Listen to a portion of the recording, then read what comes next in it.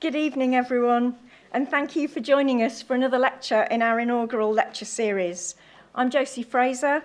I'm Interim Vice-Chancellor here at the Open University, and I'm really proud and very privileged to be hosting one of our inaugural lectures. This is part of a series of lectures that showcase our research, teaching, and knowledge exchange portfolios. And today, we'll hear from Azumah Dennis, Professor of Education, Policy and Practice in the Open University's Faculty of Wellbeing, Education and Language Studies. Azumah's inaugural lecture will look at decolonising education, offering a manifesto which envisions an alternative vision of what the sector might be. But before we begin, a few details for colleagues. The lecture will be followed by a poetry recital by Michaela Ford, Red Medusa, a UK-born poet and academic who is known for her unapologetic creative modes of expression and her commitment to fighting health injustices. The recital will be followed by a Q&A session with Azumah, and then, for those of us who are here physically and not online, we will celebrate with receptions downstairs for anyone in the theatre. Anyone who is joining us online, if you can get to Milton Keynes really quickly, you're welcome to join in too. If you're in our audience tonight and you're using X, formerly Twitter, please feel free to post using the hashtag OUTalks as on the screen, and please do tag us at Open University so that colleagues and students and alumni and all of our OU family can join us today. If you're watching us via YouTube, please do feel free to use the email address provided and keep your comments and questions brief, and we'll include some of those questions from the internet in our Q&A later. And now it's time for me to introduce Professor Carol Azumah Dennis.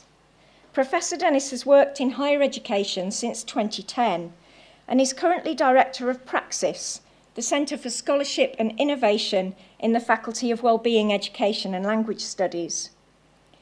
Taking a position as the unmarked scholar, Professor Dennis believes that what she says is more important than who she is.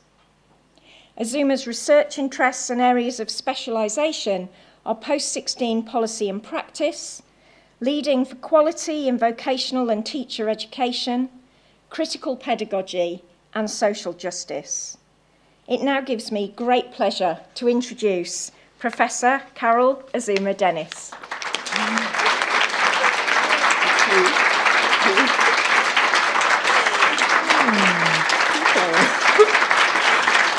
Okay, thank you, that. Okay, thank you. Thank you, Josie, for that introduction, and welcome to my inaugural lecture. I will say it's absolutely brilliant to see people here, not least of all because we're the Open University and we don't often have people in a room together, usually via a screen. So it is lovely to have family and friends, current and former colleagues, students, and the simply curious. So my presentation, my lecture, is divided into 4 parts. A black woman professes, the unmarked scholar, against, beyond, and after critique, and a what-if manifesto. The last 2 sections are shorter than the first 2 sections, just to help you time your way through.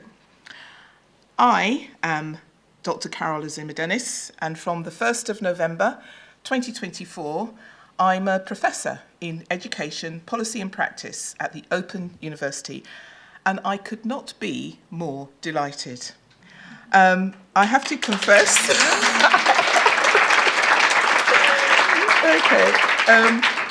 Delighted for myself, but also I have to say delighted for all the little black girls and boys, little white girls and little white boys too, but for the moment, for the little black girls who loved to get lost in text. And in it, I'm reminded of the African-American writer, Toni Cade Bambara, and she recreates an image of a little girl sitting cross-legged on the floor in the middle of the kitchen while her mother tries to clean up around her. And in the end, the mother has to mop the floor and leave her sitting there without disturbing her because she's completely lost in text. So, a professor in education policy and practice, but that's not all I am. What do you notice when you look at me? Okay, I know it's obvious. I'm black and I'm female. I'm a British-born, second-generation immigrant of Jamaican parentage. My parents came to what they called the mother country as part of the Windrush generation. Unable to rent, they bought houses in South London. Unable to find employment, they set up a small business and were self-employed. I grew up in a largely white working class area in South London, albeit in a family that had middle class aspirations. But that's not all I am.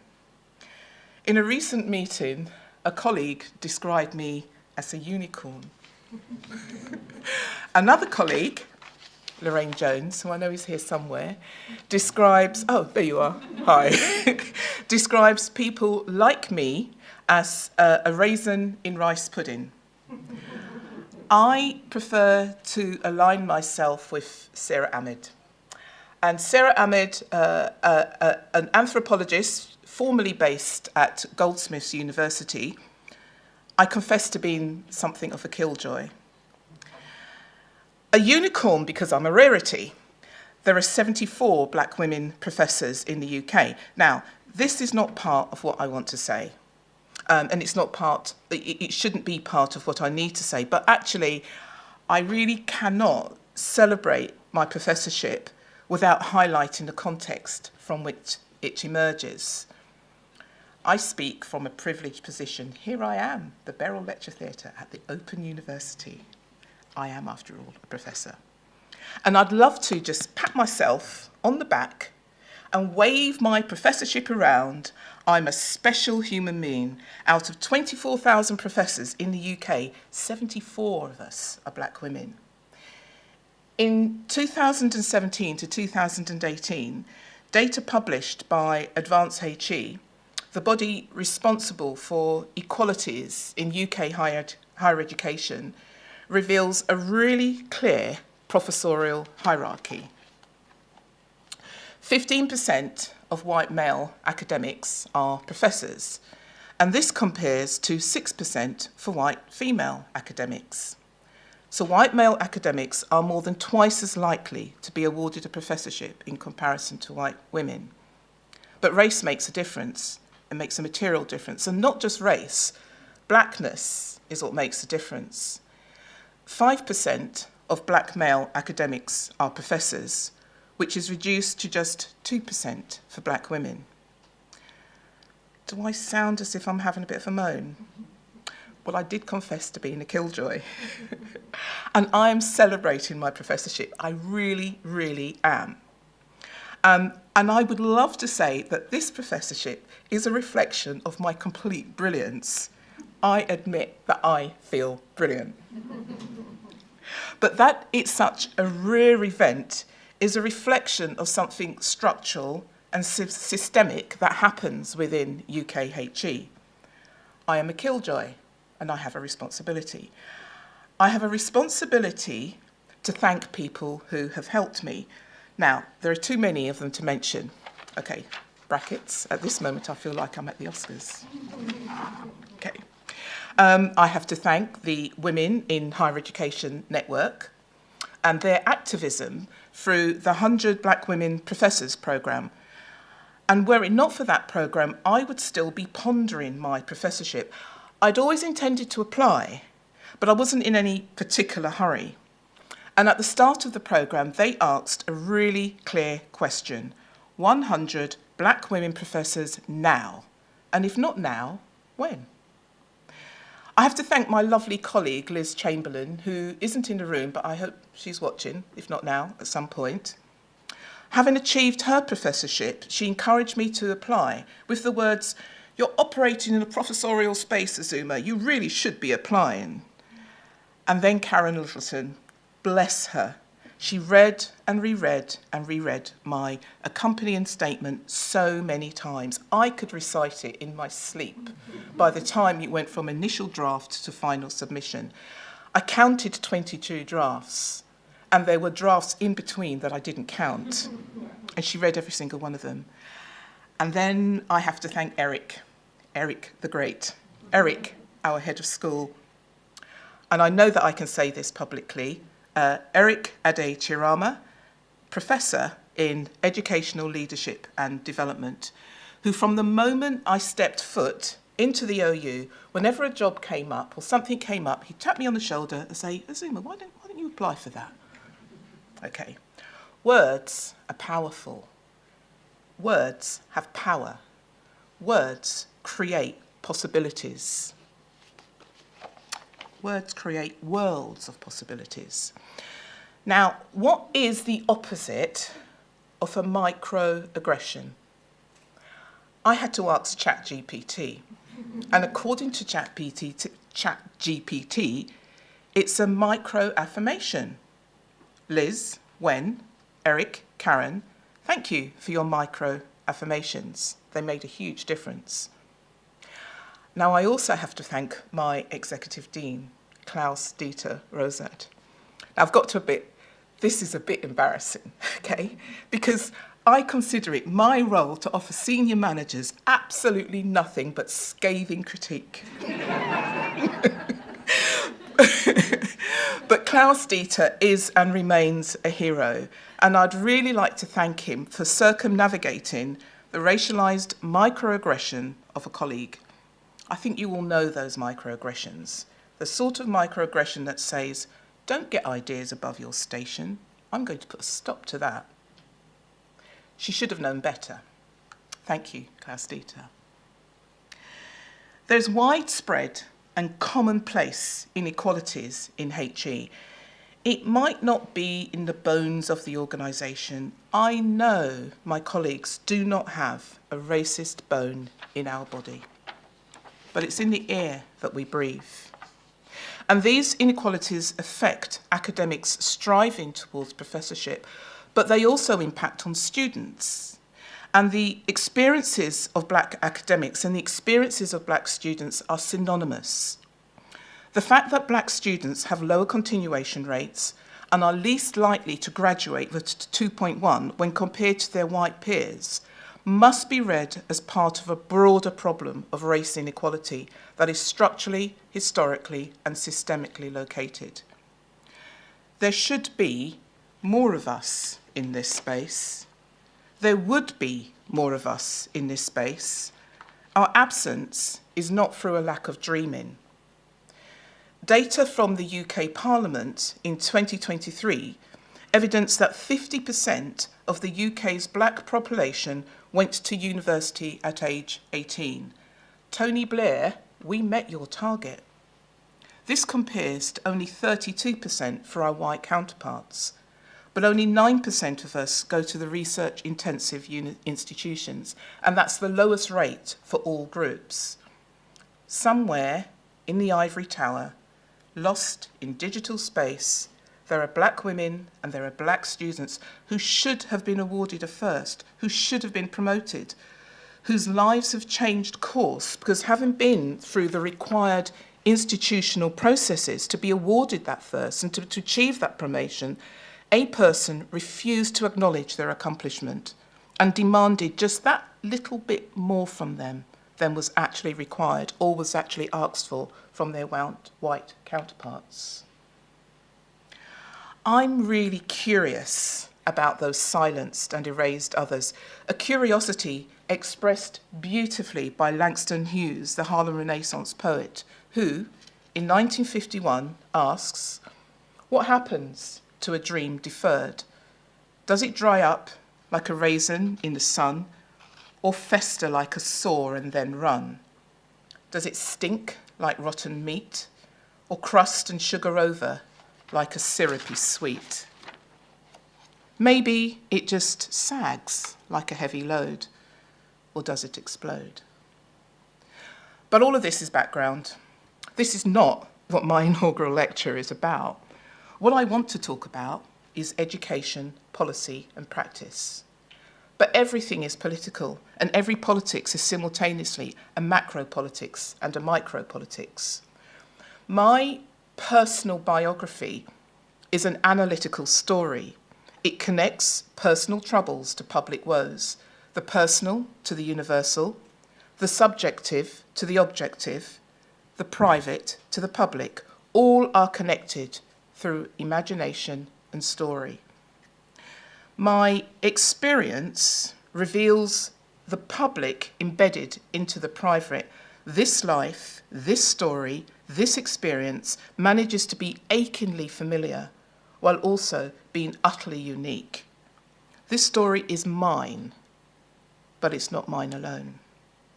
I draw on a personal and a biographical because it shapes who I am: a unicorn, a raisin in rice pudding, and a killjoy.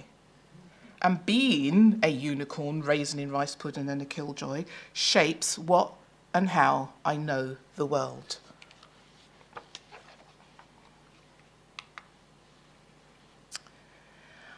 My preferred approach to writing about decolonising education is to assume the stance of the unmarked scholar, a stance which is both desirable and discomforting.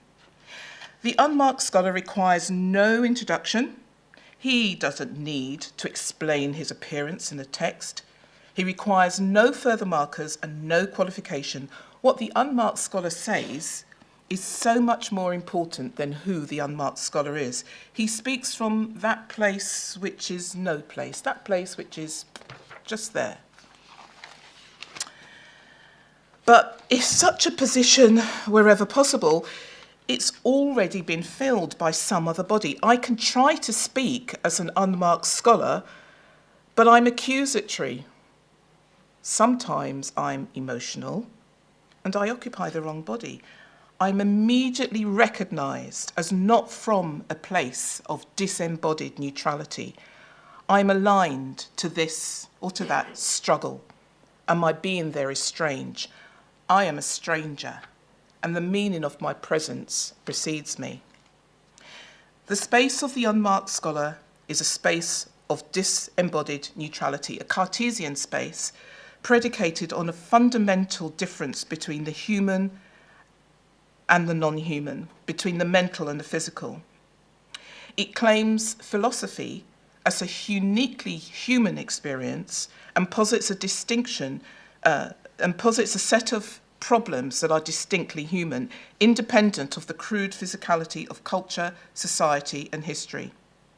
But this human status isn't open to all humans, and it's denied to females, and it's denied to those of us racialised as black. Spaces are normed as either civil or wild. This is a violent hierarchy inscribed into racialised and gendered bodies. Black and female bodies are represented as coming from uncivilised spaces, so penetrated by wildness that the door to civilisation is barred to them. Okay, so perhaps I should just name myself more clearly. I'm a diasporian, a child of the African diaspora. This is a phrasing that playfully echoes a tribal identity. I could say, I'm a diasporian in the same way and in answer to the same question that others might say, I'm a Fanti, or I am a Yoruba. In this, I signal a past both mythologized and reclaimed, a past that refuses erasure. But the discomfort of my unbelonging, my status as a stranger, doesn't disappear. When I write from a position, I assume the right to be just there. But this is preferable to writing about a position, which implies a contradiction. It implies my scholarly self needs an introduction, an explanation of its presence, a qualificatory marker of some sort. It requires that I make my invisibility visible. I would like to adopt the stance of disembodied authority, a voice that speaks across time, across space, through centuries of experience and embodiment. I would like to speak to, from, and for the entire human condition. Yes, me, the entire human condition. But writing about decolonisation in the guise of the unmarked scholar requires that I mask my emotion, that I mask my personhood. Emotion has no place in academic discourse. Emotions are transgressive. They need to be banished or bracketed. They're an unnecessary encumbrance, an epistemic pollutant that bestrays the status of transcendental signifiers, method, truth, validity, objectivity, knowledge. Yet, if emotions are removed from the epistemic encounter, is it possible for the unmarked scholar to say that they've really understood the visceral ways in which history is sometimes experienced? Can the unmarked scholar understand why somebody would throw feces at a statue? The unmarked scholar transcends heritage and political struggle. Decolonisation requires that I speak directly to or from those struggles. To decolonise means to analyse the historical legacies of empire, its genocidal brutalities and its sedimented afterlife in terms of racialised hierarchies. And it's at this point that the eruption of emotion is at its most potent. It's not so much that the psychological impact of colonisation is insurmountable. The emotion has been drained, but there's a residue that is concretised in the form of social and political structures. Guilt and pride define the emotional landscape of the unmarked scholar. Guilt and pride, accompanied by systemic amnesia that defines Europe's engagement with its colonial past. This ultimately coalesces into a post-colonial melancholy. Paul Gilroy analyses this melancholy with the help of Freudian motifs. He suggests that the European nations have been unable to get past their loss of empire and their erstwhile global preeminence. This inability folds into a pathological tension in their contemporary global encounters. Unable to acknowledge their loss of empire, they are unable to mourn that loss and remain in a repetitive, ritualised re-dramatisation of the event. Gilroy argues that this chronic ritualisation calcifies in terms of victimhood. In the imagination of the former coloniser, Great Britain is a primary victim of its colonial history. After all, the problem with empire is not that Britain was once in charge. The problem of empire is that Britain is no longer in charge. Thank you, Boris Johnson. Britain resents having been cast aside by its former colonies and is unable to understand the desire to decolonise, nor fathom the rage that fuels the movement. The coloniser have usurped the space of victimhood that the coloniser, the unmarked scholar, holds as his own. If the unmarked scholar assumes the entire space of universal human, she is unable to recognise the significance of difference, of the particular and of the specific, but to dissolve the particularities of difference, of race, of culture, of gender, and other embodiments, is to dissolve the experience of being a person. The desire then to write as the unmarked scholar is the desire to write from a stance of privileged, disembodied neutrality. I am implicated. In this move, I'm required to deconstruct not only the external oppressive structures, but my own complicit internalisation of and participation in those structures. I am compelled to confront something I'm desperate to avoid. This move is a reflexive reckoning, and it's part of a decolonising repertoire. In questioning the geopolitics of knowledge, I aim to undermine European thought as universal and question the subordination of other modes of being. At this point, I would like to borrow from Deleuze and Guattari, and in a similar situation, I imagine that they would surely borrow from me. I would like to reach not the point where one no longer says I, but the point where it's no longer of any importance whether one says I.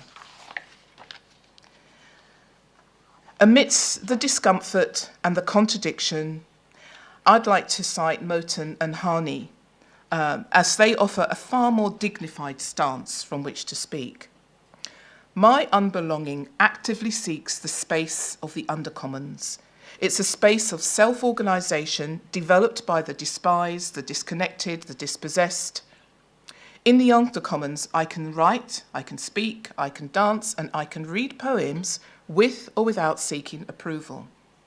In this space, the unmarked scholar doesn't assert a particular identity as such.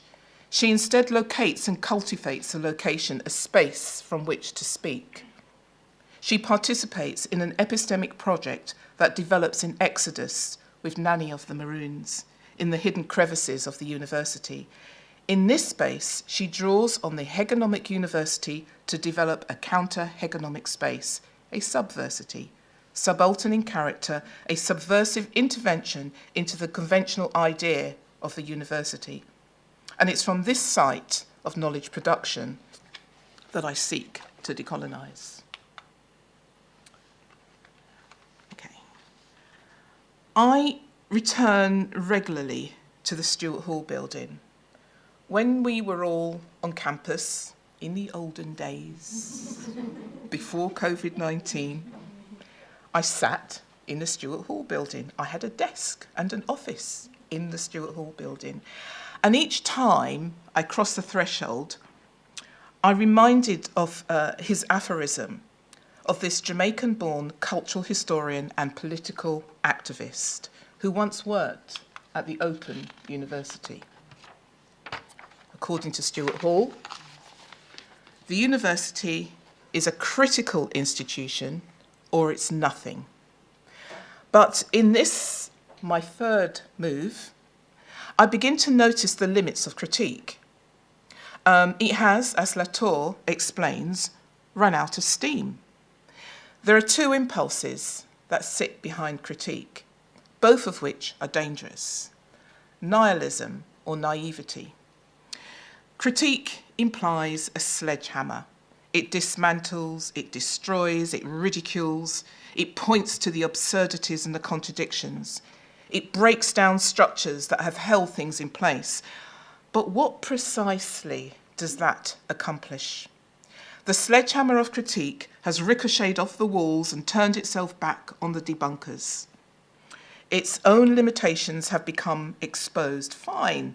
Everything is broken, destroyed, smashed to smithereens, and they lie in pieces on the floor around you, shattered. But where does that leave you? And it's at this point that naivety appears. Naivety is the forlorn hope that having taken a sledgehammer to destroy everything, to destroy the edifice of what was holding our educative lives in place, something better will spontaneously emerge from the rubble. This approach implies that behind the current reality, there's an alternative reality, a reality that's there and just waiting to be discovered and allowed to live. It will spontaneously emerge from what the sledgehammer of critique has reduced to rubble. Between forlorn hopefulness and the sledgehammer of critique, we need something else. We need something that creates. My naive assumption that a better world will spontaneously appear is abandoned. I need to coax this new reality into being. But this is where the limitations of the sledgehammer become most apparent. The sledgehammer is unable to coax. I need something else. I need affirmative ethics.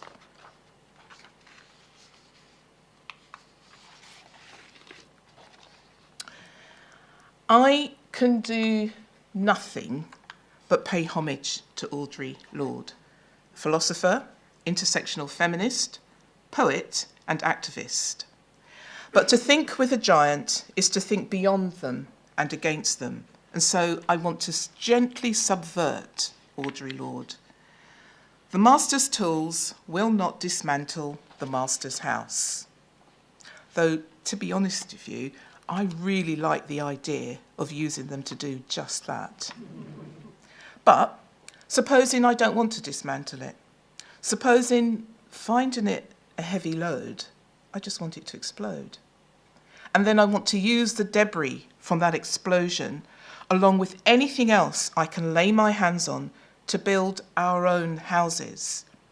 And this, my final move, is one in which I make passing reference to Bradotti's affirmative ethics, and I elaborate upon my decolonial dreams and the future of post-16 education.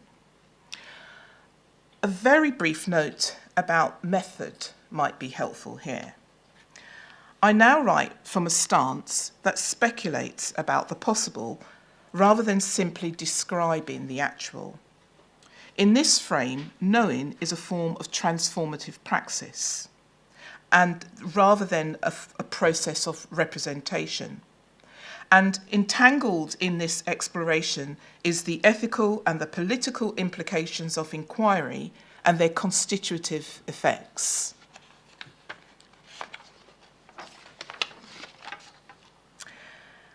I suggest manifesto is a form of affirmative ethics.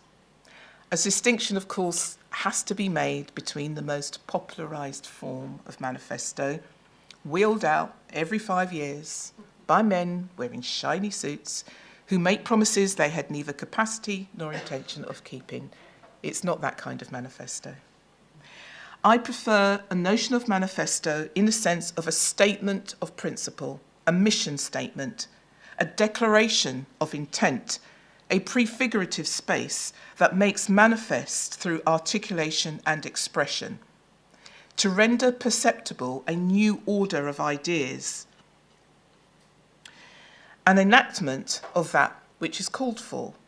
It operates, manifesto, on the cusp of fantasy and fact. It's future-oriented, it's optimistic, it's revolutionary, and it's subversive.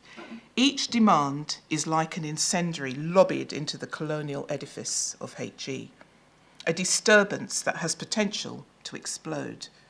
The manifesto promises new starts, blank slates, big dreams, and fierce masks. What might have been rendered as we want or we demand, I've softened the tone for the occasion.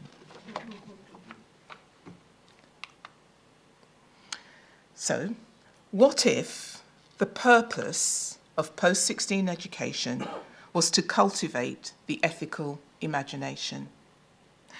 I suggest we give voice to an underlying feeling, a sense, an anxiety that something is not quite right.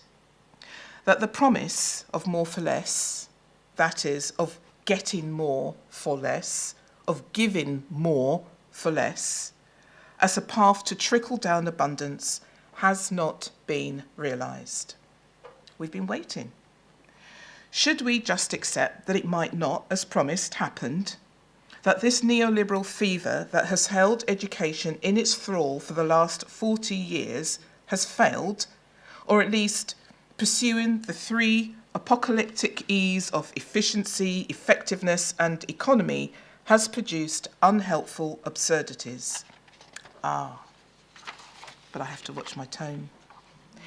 My intention was to be affirmative rather than critical, to create. And so the ethical imagination provides an answer to an underlying sense of loss that shapes so much writing and scholarship around education, policy, and practice.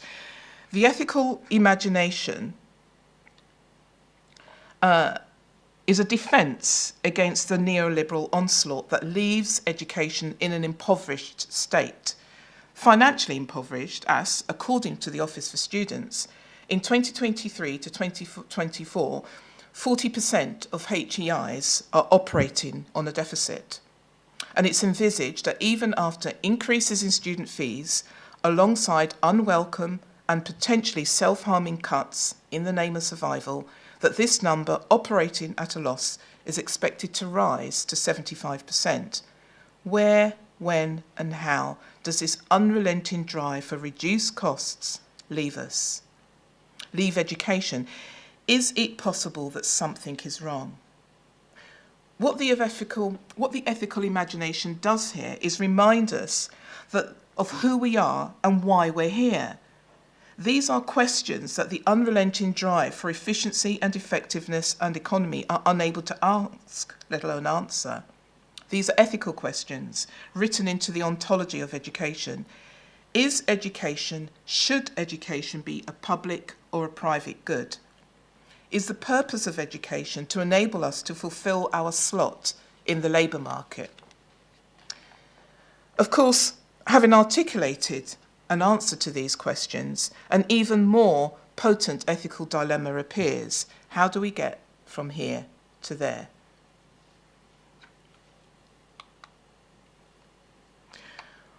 What if we placed the disciplinary founding fathers of philosophy and social sciences in their place, contextualising them and their ideas as emergent from a specific time and a specific place rather than universal?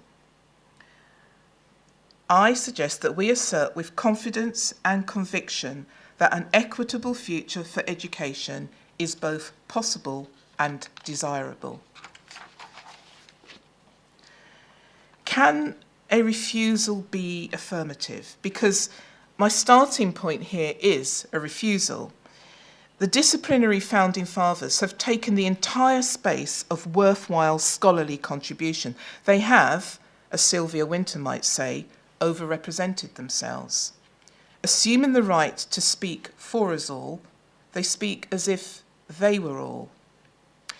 If I wrote a doctoral thesis that excluded female and Global South writers, I suspect it wouldn't even be noticed.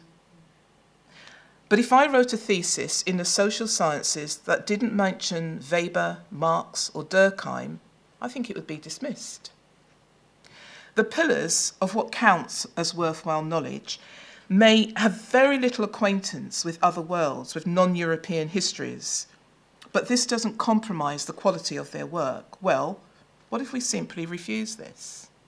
What if we simply refuse their refusal? So, this is a refusal that denies, resists, reframes, and redirects colonial and neoliberal logics, and in so doing, it affirms other life worlds. It's a refusal that affirms anger, silence, resentment, and resistance as affective practices, as legitimate responses to a past not yet buried. This is a refusal that accepts the eye roll as legitimate feminist pedagogy. This means that we refuse the conceit that knowledge comes from nowhere.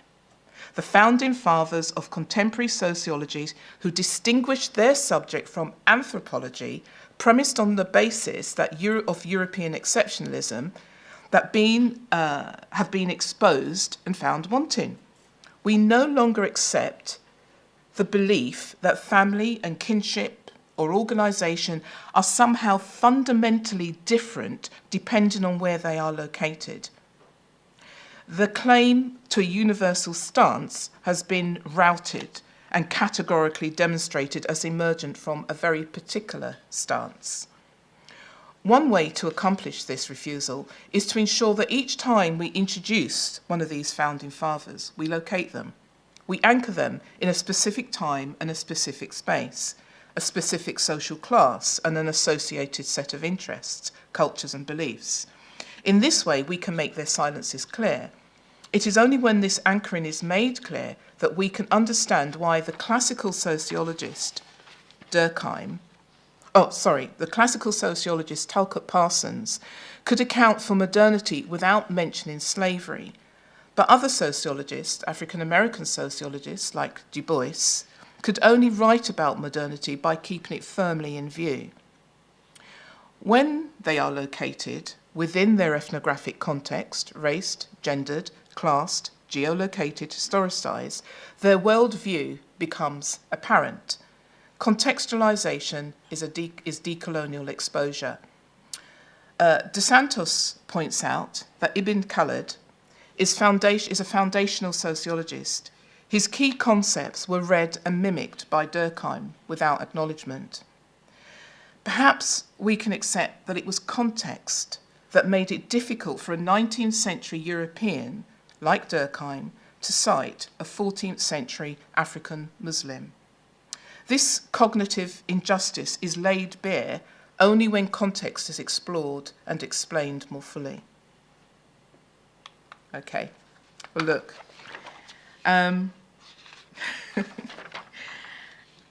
Okay, I've just noticed the time. I have to say that I wouldn't normally read something, but I forgot my login. I've been at the Open University since 2017, and I couldn't remember my login. I use it 2 or 3 times a day, and I had to go and check it. Okay, I'm going to skip to the end because I think that's probably the best thing to do. 3 minutes, and I'm going to say, what if?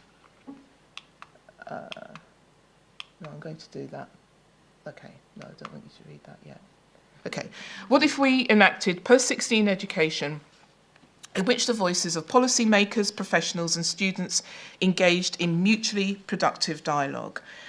I'm possibly on more familiar ground here. I've only recently begun to think about decolonisation, and it's one of those hard to avoid subjects, especially if you're interested in ethics and equity. Hence, these what-if ideas are ideas that I'm attempting to breathe life into and represent work that I hope to accomplish over the next few years. And my final point is something of a lament. There was a time when post-16 education, most people would refer to it as FE, felt like it was a profession, or felt like, at least like it was becoming a profession. And while I'm not suggesting that the profession is the peak of workplace accomplishment, the regard, the respect, the expertise and the autonomy awarded to professionals should, in my view, be awarded to all workers. Nonetheless, the professional status felt possible, but the neoliberal impoverishment has taken its toll. So I want teachers and students to be able to make their voices heard about what education is and what education is for. And when policies are being drafted at a national level or an institutional level, I want teachers and students to be in the room. Is that such a preposterous idea that at every level, teachers, students and those who draft national policies would benefit from talking to each other? Okay. Colleagues, friends and family, Moses, are you still listening? Just checking. This is my mic drop moment. In the run-through this presentation, it was 39 minutes long. So that gave me a minute to try and sum things up. So what I imagine is at some point you'll say, well, yeah, I went to Azumah's inaugural lecture and she spoke for 40 minutes. 40 minutes? What did she say? Okay, this is what I want you to tell them. Decolonial dreams are fueled by the ethical imagination, both of which are the wellspring of hope.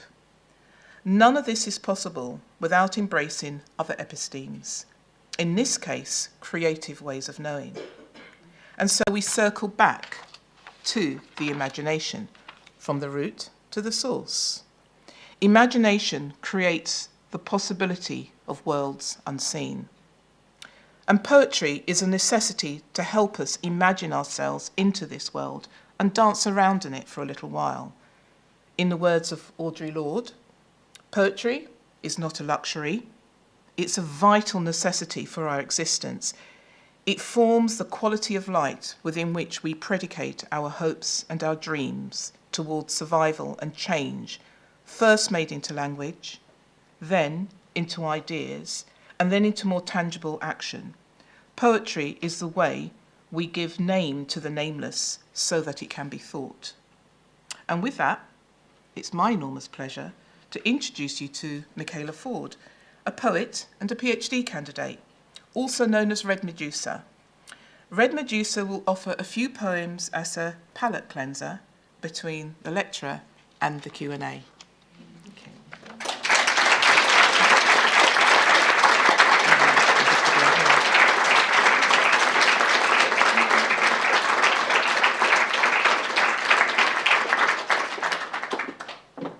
Thank you, Professor Azumah Dennis. A big thanks to Professor Dennis for inviting me here, and also to Professor Marcia Wilson. My eyes are so bad. Thank you for having me, everybody. Thank you all for joining us in celebration of this trailblazing woman. And of course, we thank the ancestors who paved the way for us to all be here right now. So I'm going to open with a poem called These Hands. So many of us in the world of academia, and I tried to write something to preface these poems, which I wouldn't normally do, but I thought I'd have a go at it today. So many of us in the world of academia have to navigate it without seeing ourselves represented in faculty. So often we see our reflections in the service providers, the contract staff, and rarely in positions of power and authority. When we do reach seniority, it often becomes our sisters that support us in doing so. These Hands is dedicated to the women who remind us of who we are so that we can become who we're becoming. I have opened my eyes to find myself face down in the dirt many times. Unable to summon the strength to pick myself up, not even the gods could have raised me from the dead. In fact, they had left me there to rot. There have been times when my mouth could not open, sound could not escape, and my cries for help were silent screams echoing in the darkness, and my body had married the mud it lay in and waited to be digested and absorbed back into the womb of the earth. But right before I had submitted to the calls of my angels and the joy of my demons, hands held my wrist, waist, neck, back, and feet, lifting me out of that grave and propelling me into the warmth of a midday sun. And that warmth warmed the hands which wiped my eyes, clearing my vision so that I could see my path ahead. They placed me in healing waters, removing life's heavy debris with salt and flame, making my spirit balanced and whole again. They stood me in the four winds to remind me that to feel was to live. And once I was dry and breathing again, naked and reborn, these hands draped me in white cloth, clothing me with the wisdom of sages, adorning my ears with gems kept safe within the minds of the ancients who had come and gone before I was being put together again, made whole and fed with knowledge. These hands placed swords in my palms and taught me to fight against the world that sought to leave me in this mud. They gave me back my voice by speaking life into my soul. They fixed my crown, weaving gold thread into my locks, reminding me of my connection to the divine and to every hand who had reached out and placed their hands in mine, those hands who had saved my life over and over and over again, were the hands of sisters, daughters, aunties and cousins, maidens, mothers, and crones. They were the hands of artists and warriors, survivors and diviners, magicians, musicians, healers and seers. They are queens and princesses, femmes and mistresses, white and black, whole and cracked, strangers, neighbors and friends. They are the daughters of the earth, and they were the hands that belonged to women. Thank you.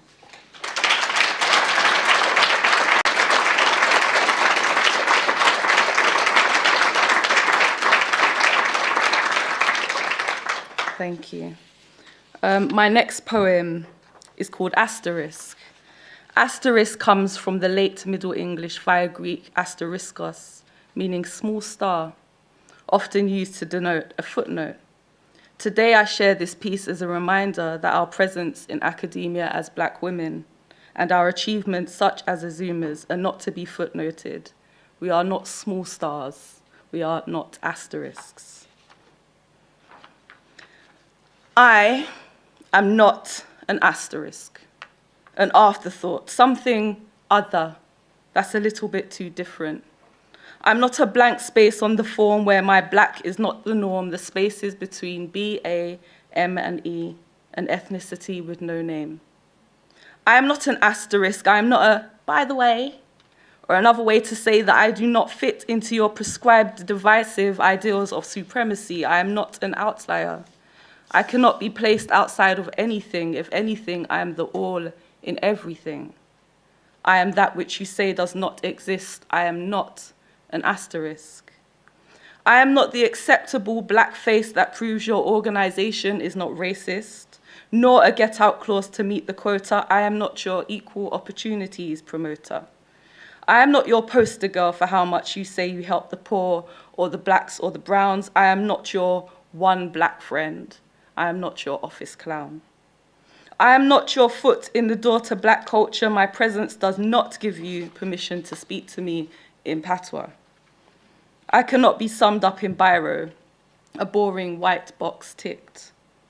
I am not black other. I am not mixed other. I am the sum of my ancestral mothers. I am the strength of all of my brothers. But I am not an asterisk. Thank you.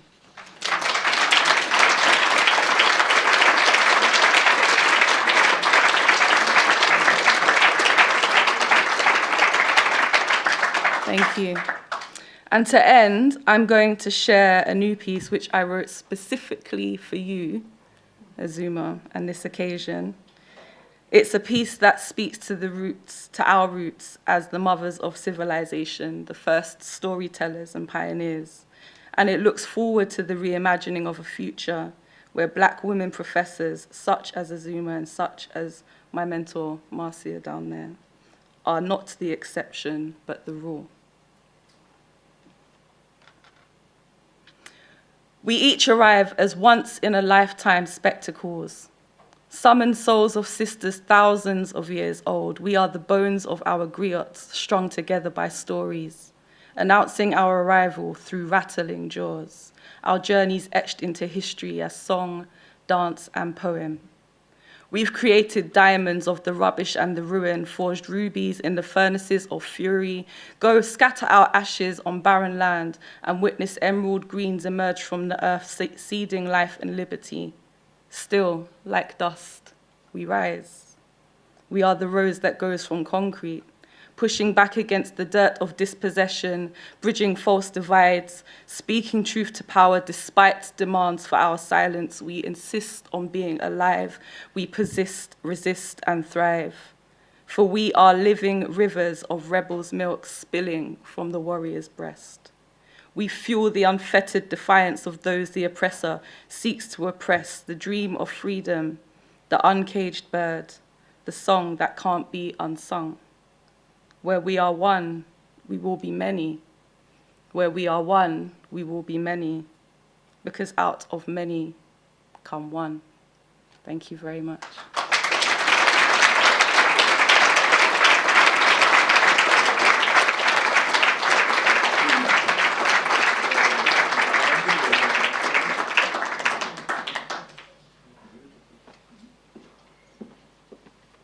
There's literally no way to follow that, is there?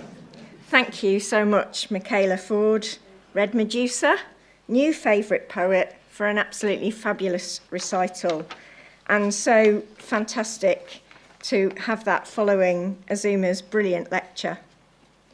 So now it's time to hear from you in the lecture theatre and online with any questions and comments that this talk has raised for you.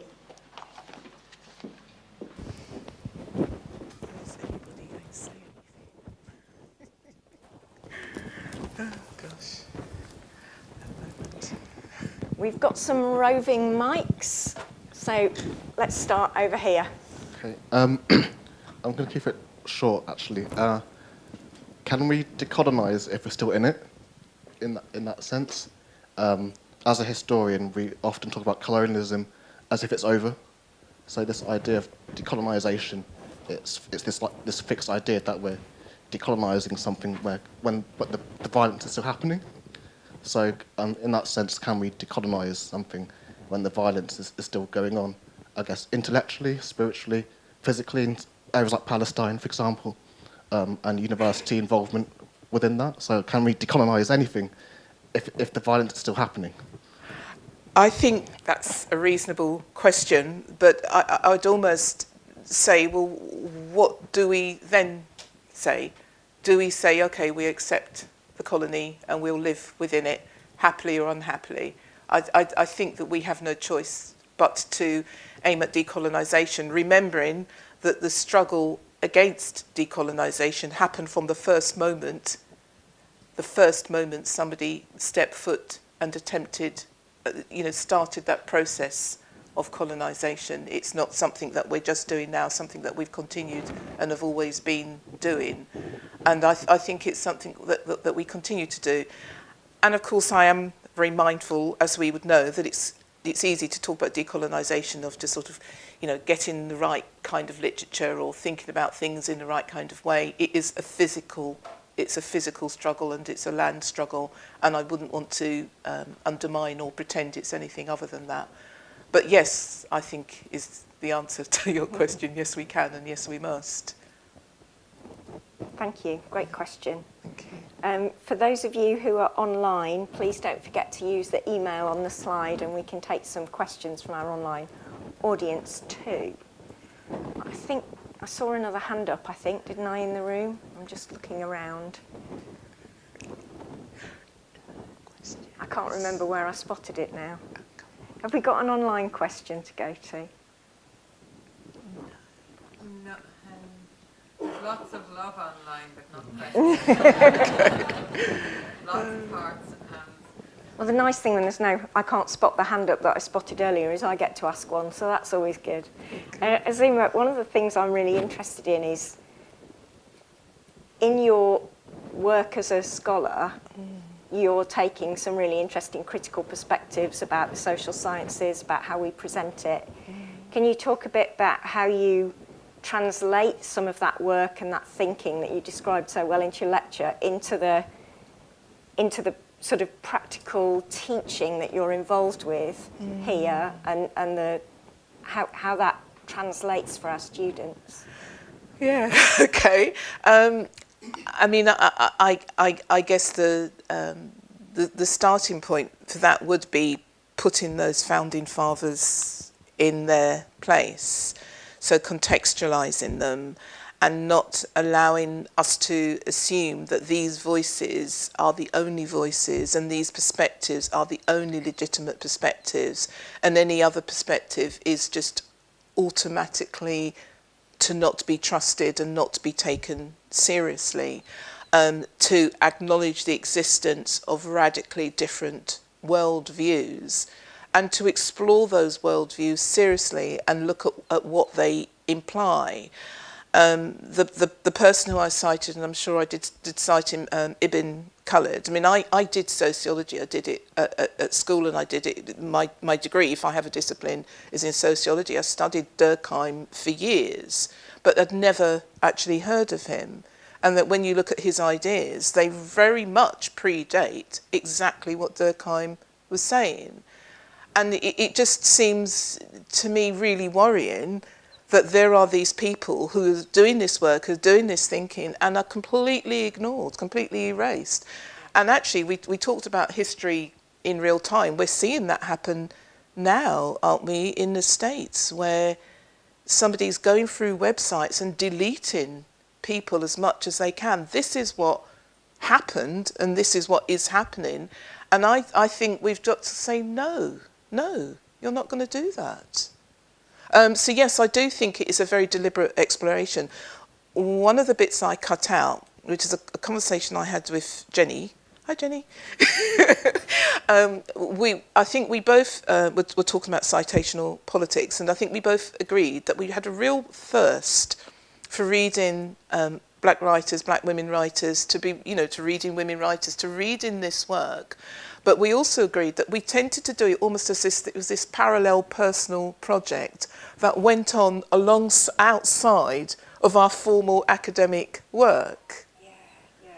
So it was almost like a hobby, a personal project rather than anything else. And I say I want to bring those women writers back into the academy. I want to make sure that they are there and that they're recognised and they're cited and they're known. So they're shared with students as well as the classical so-called views too. Absolutely. Yeah, that's great. Thank you. I do believe there's a little boy there with his hand up. Is he going to say something? Thank you for your phone. Who's the unmarked scholar? Oh, who is the unmarked scholar? This unmarked scholar is a very shifty character because sometimes he likes to pretend he's male and he's white. And sometimes he's black and he's female. She's black and she's female. So he shifts around a lot. Good question. Shifts around, changes gender, changes race, changes location. Slippery. What's pronouns for it then? Oh, well, that one. that one has floored me. That one has floored me. I don't know I could do that. Though, as I like to cite, I'm not a linguist, but I'm sure that there are people in the room who speak Twi or Fanti. But if you speak Twi or Fanti, pronouns are non-existent. There's the same word for whether it's male or female. So that's the pronoun. They. Yeah, just people. Yeah. I like that. We've got an online question. Yeah, from somebody called London Vibes. One of the problems is how we view discrimination. Is it more practical to view discrimination through the social lens or the mental health lens? Ooh, okay. I mean, if you said the mental health lens, and whose mental health are we referring to? The mental health of the discriminator or the discriminated. I don't think that it's a or. I think how we understand mental health there's a social lens that feeds into it. And, I guess I'm just one of those scholars who are in that sort of, not anything goes and as much as it doesn't happen, but I think the world is big enough to have multiple perspectives on the same thing. And what matters is what insight those perspectives offer us. So I don't feel the need to say, it is this, it is not this. It is both of these things at different times and in different ways. And both things provide us with an insight and a way of acting around them. I don't know why I'm necessary. I know it's not your question. But yeah. Okay. Yeah, we have quite a few questions coming in now. Okay. This is from Rahana Awan. Hi, Rahana. Can we decolonize without dismantling the structures first? Oh, gosh. That's an interesting question, and I'd almost again want to have more of a dialogue, because I think I would see that decolonising is in part a process of dismantling those structures. I don't, part of the structure is a colonial structure. And so, yes, I don't think that one comes first and then we do the other. And also, I don't think there are any blueprints for this. There are no set answers. So I just think we fling everything we've got at it and see if it works, really. Okay. And I don't think it's a very finite process. So we've got another one in the room. Hello, good evening. Thank you for a wonderful lecture. Thank you. Can you decolonize without acceptance of the atrocities that the colonization brought? You mentioned genocide once in your lecture, and I believe education is one of the keys to doing that, and also helping people accept the problems. And from there, especially the institutions and the church, because I'm an Anglican coming from Church of England, I know the role the church played in those things. So with more education in universities and in the church, help people to understand what happened, and then the powers that be to then accept, especially genocide denial. If people can accept those things that happened, is that going to be one of the ways to start to dismantle them? So I talk from the background of people that suffered genocide and is still being denied. Yeah. And the genocide happened as a result of colonization. Yeah. As a Biafran, an Igbo Yeah. from Nigeria, who the ancestors lost over 3.5 million people, Yeah. and is still being denied. Yeah. Will education in institutions, especially in the church, help the powers that exist now accept those things and thereby help to dismantle them? Yeah, I mean, that's a really hard question, and I kind of think that I probably would not be able to give what I think is a reasonable answer to it sitting here right now. It's something that I'd have to really think about.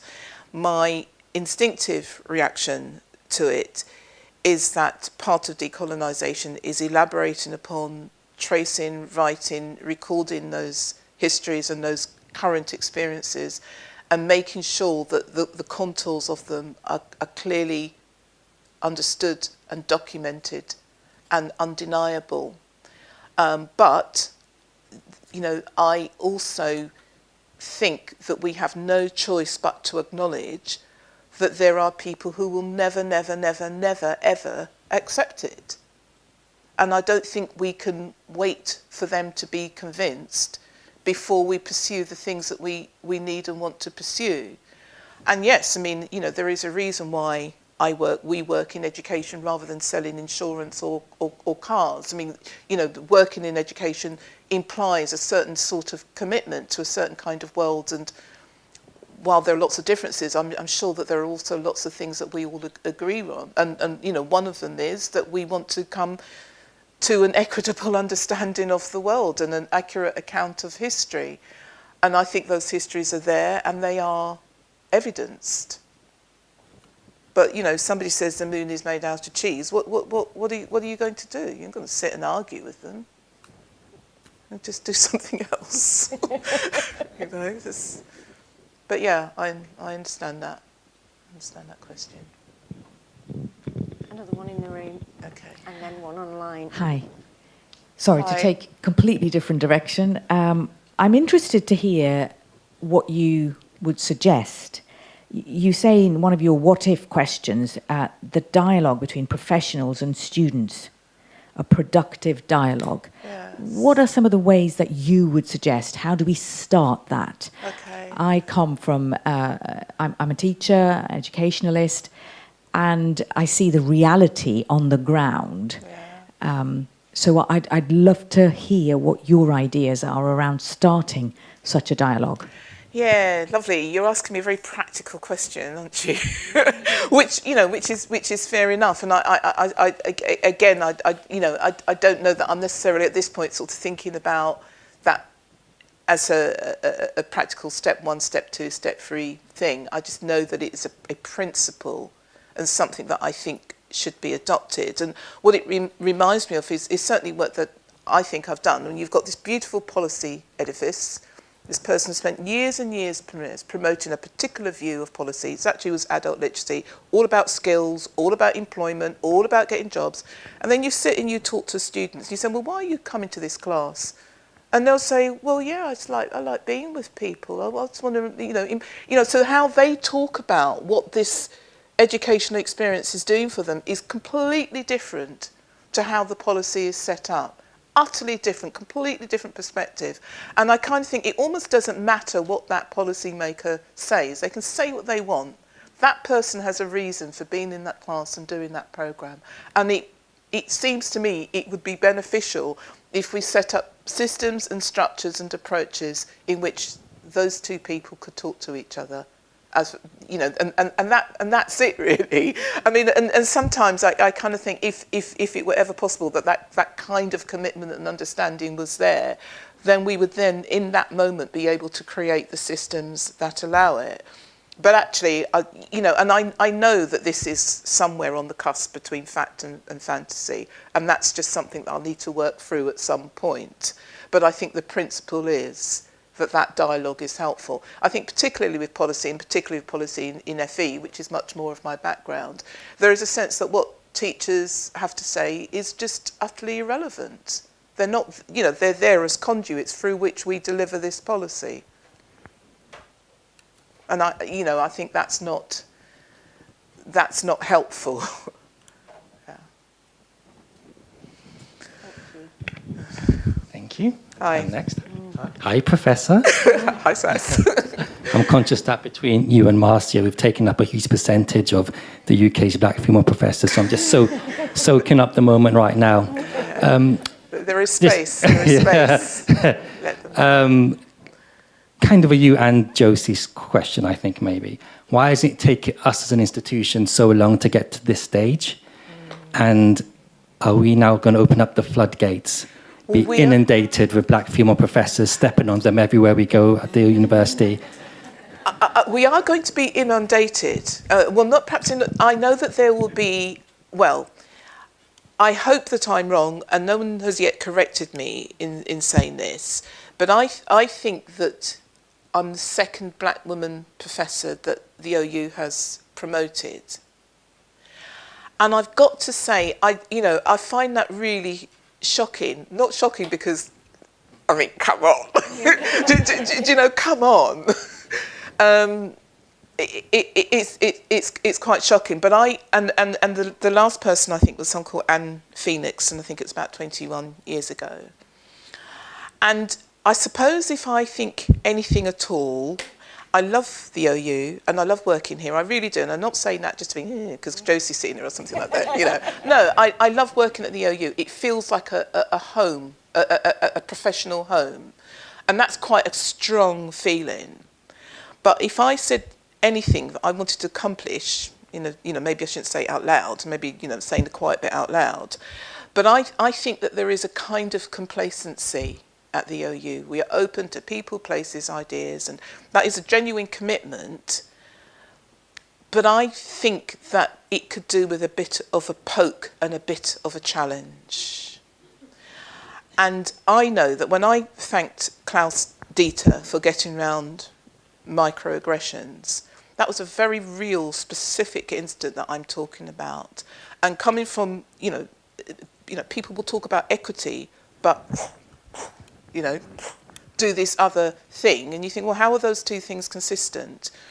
So I don't know. You asked me a question. I know that there are a few other black women professors who are in the process of putting in their application, who really, only because I'm impatient, I couldn't be bothered to wait. I wanted doing this, that I forged and I did it, and I just wouldn't stop sending in my supporting statement.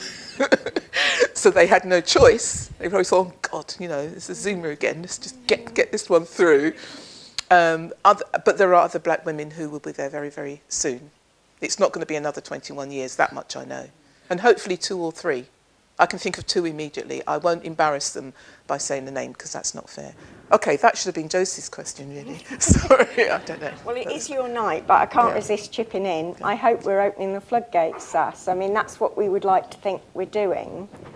I think, though, to highlight that there can be some complacency in an organisation that prides itself on being open to people, open to ideas. We're not as open as we think we are, and we've got to get better. And I'm really thrilled. It's nice to see Alice here from the Women's Higher Education Network, who started the 100 Black Women Professors Now programme. And it's not just about the amazing black women like Azumah, who are part of our academic community, getting promoted. It's also about Wen and the people on the programme. And you said it in your talk earlier, you think it's your job to give senior leaders like me a kicking occasionally. And, that's what we need.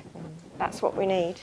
So the strategic pieces around how do we get better at this in the OU and in the wider sector are at least as important. The challenge there is at least as important as the support and the network and the confidence building for the individual academics that are on the programme. And I hope we'll learn the lessons and expand it.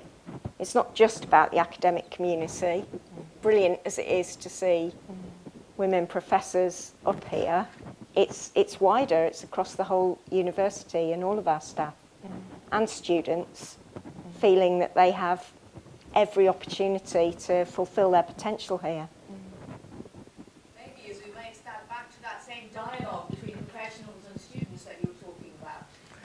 Maybe it is, yes. I mean, and yeah, there is a thing, student voice, and there are people who are promoting that, and maybe we just lean into that as much as we possibly can. But, I mean, to echo, I think, something of what you said, I know that the OU takes seriously the awarding gap, and the sector takes seriously the awarding gap, because the two things are not distinct. They're very, very closely connected, and they have a very similar set of causes, I would imagine. Thank you. We've got another question in the room. Thank you, Azumah, for your presentation. Is that Felix? Yeah, that's me. I wanted to talk a little bit about the methodology for the decolonial dreams. Yes. Because there is obviously some initiatives taking place. Yeah. But then there are also the issue of speed. And the underlying assumption behind my question is that there is a power issue.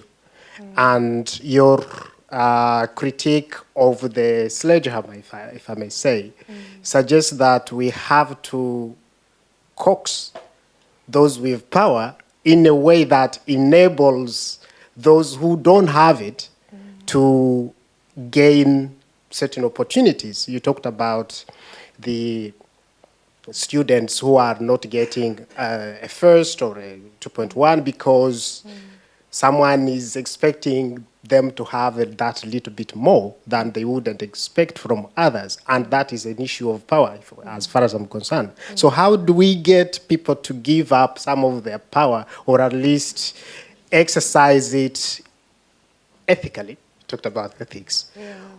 In such a way that we can speed up things without using the sledgehammer. Yeah, thank you. Yeah, I mean, if it's to do with, for example, promotions, and I know that there are people in the room who know much more about that than I do, but I do think it's been very clear about what precisely is it that happens when a black student, a black member of staff, goes, achieves. I mean, I suppose it's about understanding what sits underneath the awarding gap. What kind of decisions are made where that result in those depressed results? But I mean, really what you're asking me is, how do I coax powerful people to be, to use that power more ethically? And my instinctive reaction to this, and this is the danger of having to answer questions because you can only go on instinct, and I might want to have a more thoughtful answer, is that people don't necessarily give up that power and that privilege willingly or happily, especially when they don't acknowledge that they have it. And so maybe the sledgehammer is helpful in certain instances, but what I think where the sledgehammer has its limitations is that I've got to have the idea of what that endpoint is. What is it we want? What is it I want? What do I think is possible and appropriate? And if I say, well, I'd like to get to a point where there is no distinction between the outcomes for this degree programme or for this university that follows lines of race, how is that accomplished? And some of that is accomplished within the institution, and some of it sits around the institution as well. It's not all what we can sit here and do, but much of it I think we can do. I know that's not an adequate answer, Felix, and I'm sorry, but I'll think about it. I'll think about it. But the main thing is, I don't think people give up power willingly. So we do have to really, really, really hold their feet to the fire and hold them accountable, really. I know we're running out of time, but we have to take one more online, I think, if that's okay. Yeah. Okay. Would you agree that we must continue talking about decolonisation, but keep it concurrent with embedding equality, diversity and inclusion in education and our practices, so that our children or grandchildren don't find themselves 50 years down the line talking about decolonising the decolonisation? Yeah. I don't think those two things are at war with each other or at different even ends of a polarity. I think that I think that we are all able to have several different conversations at the same time. And I don't think we're ever going to move as one monolith at all. And some people find that their take on it is much more of an EDI perspective, and that's what they want to pursue. And others are more interested in decolonisation, and we can do both things. I don't think they have to set up in contrast at all. So, yeah. That's a great answer. Okay.